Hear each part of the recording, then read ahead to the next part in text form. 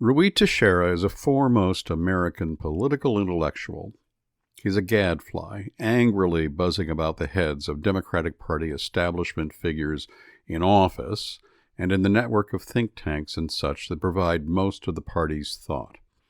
Some 20 years ago, Teixeira, along with his co-author John Judis, published The Emerging Democratic Majority, which became a kind of combination Bible and political tour guide for Democrats on how to achieve an enduring political majority. Today, 20 years down the road, he and Judis are more like biblical Jeremiahs, castigating the party for how it went astray.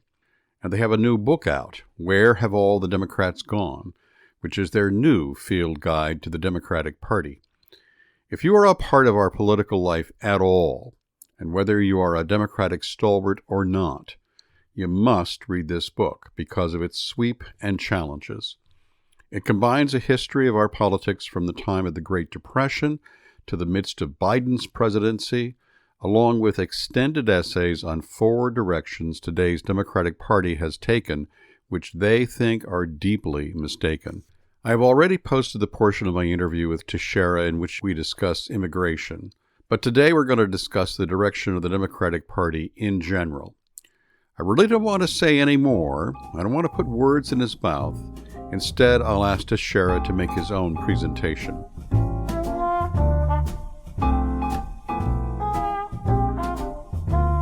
Let's start with an overview of your take in The Emerging Democratic Majority on the direction the Democratic Party could have taken in the early 2000s, but didn't. Right. Well, as some people may know, not only do John Judis and I have a new book out, Where Have All the Democrats Gone? We just came out this November. Back in 2002, we put out a book that got around quite a bit called The Emerging Democratic Majority. And in that book, we basically laid out a thesis which argued that given the way the country was changing demographically, ideologically, economically, the terrain was shifting in a way that would favor the Democrats' general approach and general brand, which at that time we labeled progressive centrism. We looked at the rise of the non-white population. We looked at the rise of professionals, a realignment toward the Democrats. We looked at the changes in the voting patterns among women voters, which was very much moving in Democrats' favor, particularly among highly educated women. And we talked a lot about the changes that were taking place in the more dynamic metropolitan areas of the country we called ideopolises, which were also moving in the Democrats' favor. And we suggested that if the Democrats could keep on top of this wave of change and take advantage of it, they could build a potentially dominant majority coalition. Now, one thing we also said in the book, which was widely ignored, was that while the white working class is a declining group in the United States, its share of voters is going down, it's still massive. It's particularly important in a lot of key states, obviously, as everybody knows, in the Midwest. And if Democrats needed to keep a strong minority share of that vote, maybe 40% nationwide, maybe closer to 45 in a lot of these key Midwest states, they could do that, they were in good shape. Conversely, if they didn't do that and there was a lot of further attrition among white working class voters, then in fact they would actually be in trouble and the political arithmetic wouldn't work out quite so well. Now in 2008, when Obama won a thumping victory in his first election campaign, and it looked like all these constituencies and states we talked about were coming online, I think we were, probably unjustifiably, but nevertheless hailed as seers or prophets, and all of our warnings got pretty much forgotten. Despite the fact, if you actually look at the data from 2008, it's very clear that Obama did relatively well among white working class voters. And that was a critical part of the size of his victory, but people didn't pay much attention to that. Then in 2010, the roof falls in, right? The Democrats suddenly are on the back foot. They lose 63 House seats. And if you look at the data from that election, it's very clear that a lot of what drives this is the defection of white working class voters from the Democrats in that election, particularly in the Midwest, but all over the place. Now in 2012, Obama does manage to win a second term. Everybody's very happy about that. The Obama coalition showed up again.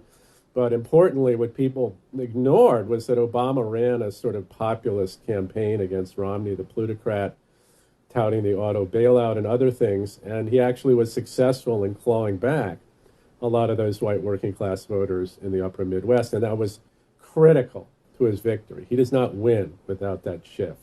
But that was, again, universally forgotten, even forgotten by some Republicans to some extent, because their Republican autopsy focused exclusively on the issues with Hispanic voters and non-white voters. 2014, the Democrats again have a terrible election. I think they lose 9 Senate seats. 2016. Nobody needs to tell anybody listening who won that election, and Trump wins that election because of this bailout of white working class voters, particularly in key Rust Belt states, from the Democrats. So what they had been ignoring and not understanding was the critical part of their coalition came back to bite them. And, there we were. Now, all along, John Judis and I are sort of rethinking some of our ideas about the potential of the Democratic Party and what its potential problems might be. And I think we were already thinking about this before 2016. After 2016, obviously, it raises some questions for us, and we start thinking that the way the Democrats are comporting themselves does not seem to be consistent with fixing these problems, which are now appearing to them among the working class. In fact, the way the Trump victory was summed up by most Democrats overwhelmingly is Trump was a racist and a xenophobe. Therefore, that is why people voted for him. Therefore, they're all deplorables, in Hillary Clinton's immortal phrase. And, what the hell can we do about that? We're the progressive party. We can't toy with or have any truck with that sort of thing. And ironically, of course, a lot of these votes for Trump, some of whom voted for Obama in the previous 2 elections, they were people who were living in communities that had been devastated by economic change, by the kind of neoliberalism Democrats had spent 40 years denouncing. And now that voters actually came out and voted for someone who promised to shake things up and break the crockery, all they could think about was, he's a racist, they're racists. So we thought this was indicative of a cultural shift in the Democratic Party, where they were no longer capable of really understanding where working class voters were coming from. And they did seem to be becoming increasingly preoccupied with a set of issues we discussed in the second part of our book called Cultural Radicalism, which was shaping the priorities and image of the Democratic Party in a way that would make them uncongenial to working class voters. Now, in 2020, just to finish up here, this tour of the horizon, what really happens, and again is not really understood as well by Democrats as it could have been, is non-white working class voters move sharply away from the Democrats, particularly Hispanics in this election, like by 20 points. Yeah, now, one of the things that startled me in your new book is you literally have the sentence, 2020 was a turning point, not in a good way. And it's a rather interesting claim. 2020, Democrats win. Joe Biden becomes president of the United States. He knocks off an incumbent Republican who looked pretty darn secure before the pandemic hit. But to your perspective, 2020 just had, inside of the election, real problems going on. Can you walk us into that? Sure. Trump did not do much better among white working class voters. In fact, he did a tiny bit worse in 2020 than he did in 2016. But as I was just alluding to, one thing that absolutely gobsmacked Democrats is after 4 years of Donald Trump, 4 years of the xenophobe in chief, 4 years of chaos, on the heels of the pandemic and economic crisis, bizarrely, some of their most loyal constituents voted for him at higher rates than they had before. Again, these non-white working class voters are key, particularly Hispanics. And now that's not supposed to happen. So we thought that was a real signal of something that was going on with the Democrats' coalition, that it was fraying. And it was particularly fraying among working class voters. And that's really what prevented them from having a bigger victory than they did. Remember, Biden was supposed to to win, according to the data collected before the election, by far more than he did. And they weren't supposed to lose 12 House seats. This was not supposed to be in the cards. It's supposed to be a wave election. It wasn't a wave election, and it wasn't a wave election primarily because of how working class voters conducted themselves in that election. And since then, I don't think we've seen too many signs of that being repaired, at least in the larger presidential coalitional level, as we see moving into 2024. The Democrats did relatively well in 2022 by losing fewer House seats than they thought they would, even though they lost the House, holding the line in the Senate and even gaining a seat. It's a pretty good election for them. Some of these abortion referenda and other elections have been good for them, but these are relatively low turnout affairs. Presidential elections are going to be quite different. And for example, if you look at the Ohio referendum that was recently passed, putting abortion rights in the Ohio Constitution, the exit polls showed this was a +2 Biden electorate that showed up in that election. However, Ohio as a whole is probably more like -8 Democratic or +8 Republican. And in fact, Trump is running far ahead of Biden in Ohio at the current time.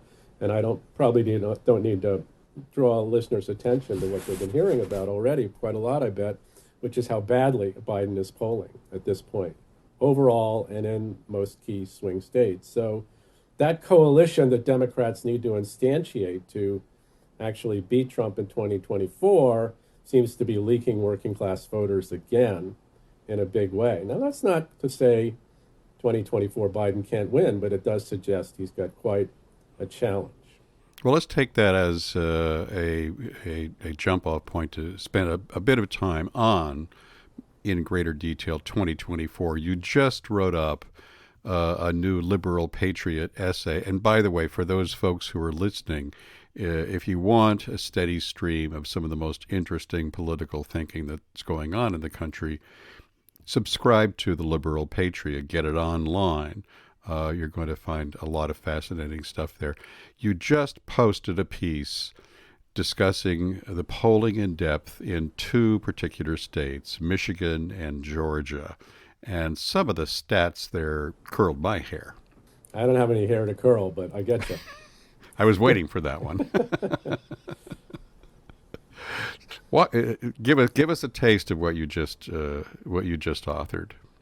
Okay, this was taking off from a couple of CNN polls that just came out, one in Michigan and one in Georgia. In those polls, Biden is behind by 10 in Michigan, 5 in Georgia. And this is not inconsistent with a bunch of other swing state polls that have been released recently, including New York Times Siena. So digging into the internals of the poll, I found that one remarkable thing about, for example, the Michigan data is Biden is behind Trump, in this poll at least, by 21 points among working class voters writ large, right? Just don't let that zoom by. Biden is behind by 21 points. Right. Among working class voters, non-college voters. My data show that in 2020, Biden only lost working class voters in that state by 2 points. So that's a 19-point swing against him. If you compare the college-educated vote in the new poll in 2020, there's not much change. So it's all about the working class bailing out from Biden. And that's a huge deal, right? Because 70% of eligible voters in Michigan in 2020 will be working class, not college-educated. So this is not a good situation for the Biden campaign to be in. And in fact, this is some guesswork, not exactly guesswork, but back of the envelope stuff I did based on the internals of the poll. It suggests that the decline in non-white working class support for Biden, comparing this poll to 2020, is actually greater than the swing as a whole, right? So in other words, if working class as a whole is swinging 19 points against Biden, among the non-white working class voters in that state, it might be more. It might be in the 20s. So something very unfortunate is going on, and that's even leaving turnout problems aside for the Democrats in terms of reaching these working class voters in a state like Michigan. Georgia, it's not quite as severe, but you still see the same pattern. What's driving the move away from Biden toward Trump is, again, working class voters, and again, probably larger among non-white working class voters than among the working class as a whole.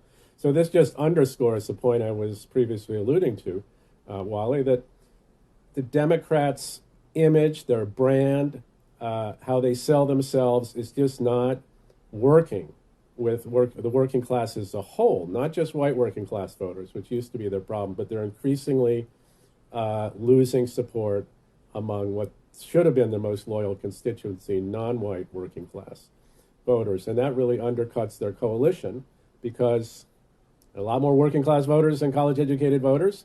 And if the Republicans become, in a sense, the party of America's working class, at least in a nose counting sense, obviously that puts a ceiling on Democrats' potential level of support.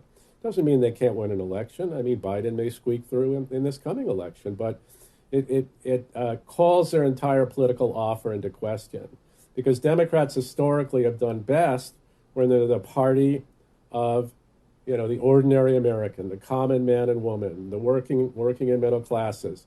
They're your tribune, right? Democrats are no longer viewed as the tribune of these classes by the classes themselves. So that is a bad thing. And if Democrats want to sort of recover their mojo, they have to think about how they can do that. And our book is not a guidebook for them in any sense. We're really just trying to diagnose the problems and suggest where some of those problems lie. So when Biden is discussed these days, obviously everyone is in a panic about the possibility of a loss to Trump because all the polling is showing that. So your observations about the polling are far from unique in that sense. What's different is your focus on the working class and how remarkably different the working class electorate is behaving than the college-educated class. But you also go much further in your new book into what you see as major problems that have emerged because of the Democratic Party as a whole and the message it has been sending to Americans. So most of the discussion about Joe Biden's problems these days focus on Joe Biden. He's old, he's this, he's that. He has problems with inflation, which are massive. And if ever there was a working class issue, why the heck wouldn't inflation be a working class issue? That's right. They can't afford to pay the higher prices the way some of the rest of us can, who have higher incomes and whatever. I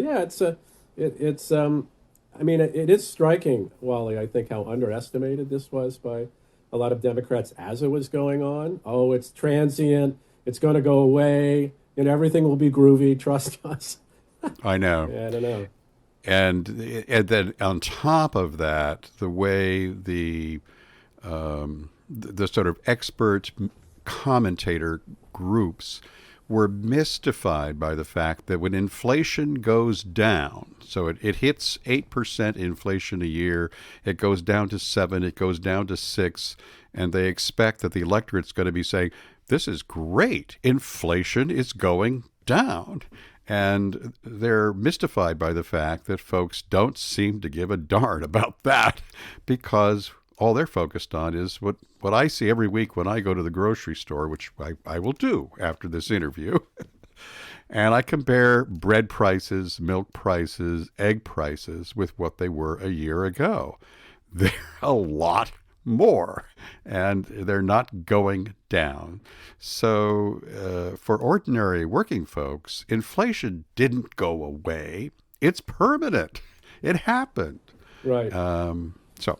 Yeah, no, people, I mean, one thing that I think was had an effect on this sort of lack of understanding is we haven't had a period of high inflation since the 70s, right? So people don't have much experience with it. They've forgotten how huge an issue this can be and how it can lead to discontent and how it can ultimately, it really did hurt the Democrats quite a bit as the party of government, as the party of spending and so on. So, but I think another thing that's important, kind of interesting here to highlight, Wally, is the kind of bubbled up nature of a lot of people in and around the Democratic Party who sort of tend to define its brand. Because not only are they out to lunch on the inflation issue, they're out to lunch on a lot of other things too. And we talk about them in that second part of our book, about race, about immigration, about gender, about climate change. there's a whole cluster of attitudes that correspond to how the professional and college-educated elites who dominate the Democratic Party and its shadow party, which we talk about in the group, in the book, that penumbra of activist groups and nonprofits and foundations and academia, the infrastructure of the party itself. These people tend to believe in a set of things about those kinds of issues that are divorced from the way ordinary working and middle class people think about the world. But they're determined to push these priorities, and these priorities are in fact very important to them. And if in fact this does not comport with the way these working and middle class people feel about the world, well, that's their problem, right? They're not with the program. They're not on the right side of history. These are moral questions. We have to take a stand on all of them, and devil take the hindmost. And if people don't like us, well, that's just because they're racist, transphobes, xenophobes, what have you. So I think that is a huge problem for the Democrats, that they're bubbled up in so many different ways, the people who really run the party and define its image. And Joe Biden by himself, normie guy that he may be, it does not have the power to redefine the party in the way that it probably needs to be redefined.